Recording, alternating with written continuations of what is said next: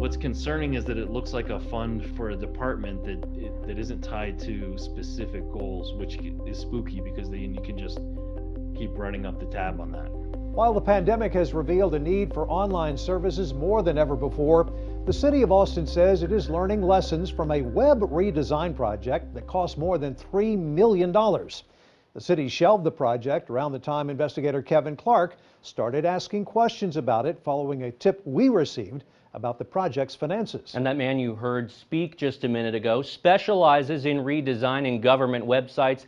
He says the highest price he's seen for such a task is $200,000 for a county with a population larger than Austin's. He says it does depend on the amount of testing and if deadlines are in place. Austin says its $3 million project was more than a website. It was also invested in research, innovation, and community engagement. We started asking questions to decide what was accomplished before the city decided to shut it down.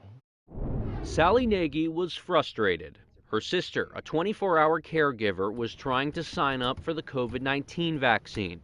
But like many people who have reached out to us in recent months, she couldn't get through on the City of Austin's website. If you can't even get on the website and get an appointment, that tells me that something's wrong with the system. In 2017, knowing people go online for important services, the city made it a goal to build a better website, separate from the current one at austintexas.gov, which documents show the city planned to eventually replace. The new site would be more user-friendly, available in more languages, and more accessible to people with disabilities. More city services would also be online, from building permits to food assistance. The city's own records showed it planned to move numerous departments' web pages onto the new site.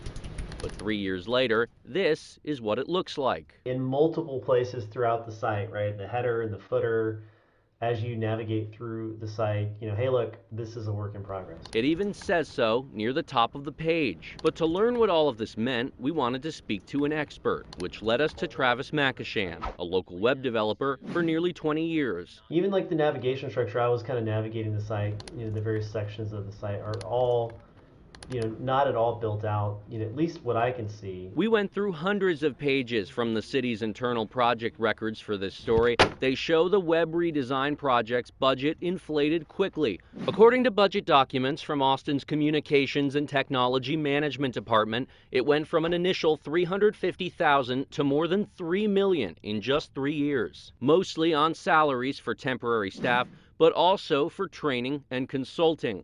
The department tells us the site was designed to test service features with residents and other departments in a non-time-bound environment known as a sandbox. But Makashan says he was surprised to see the site live with only a few features. Generally speaking, you create a sandbox to test features outside of the purview of public visitors. CTM declined multiple requests for an on-air interview about the website, which will not be live for long. About a week after we started asking questions, CTM and the city's corporate public information office sent a memo to City Council saying it would consolidate the project with the main website. The city told us in an email it was due to financial constraints.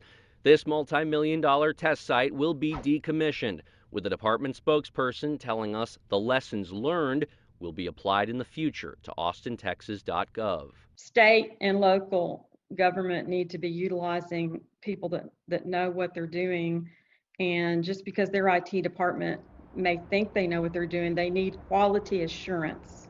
Though CTM says testing was a main goal of this project, the department also tells me it is difficult to identify the exact number of residents and city staff involved in that testing, but that each session included 5 to 10 people. Still, they couldn't say how many times they tested the site over a 3-year period.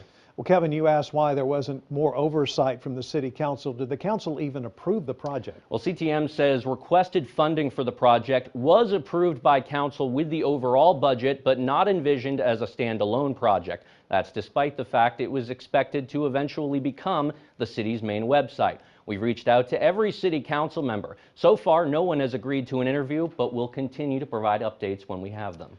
Austin, of course, one of the country's big tech hubs, so I'm curious why Austin hired outside temporary workers for something so complex instead of having its own staff. That was a big part of the cost. And that man you saw at the beginning of our report who builds government websites, he says that cities with more than 300,000 people do tend to have in-house development teams. For example, Houston tells me its latest redesign in 2018 was done that way, and that it would have, if it instead had gone with an outside contractor, it would have cost hundreds of thousands of dollars. No word on why Austin didn't make the same move yet. Kevin, thanks so much. Remember, this story started with a tip about perceived wasteful spending inside the city of Austin.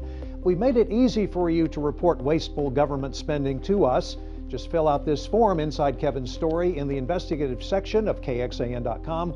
We will keep your tip confidential, but may reach out to follow up.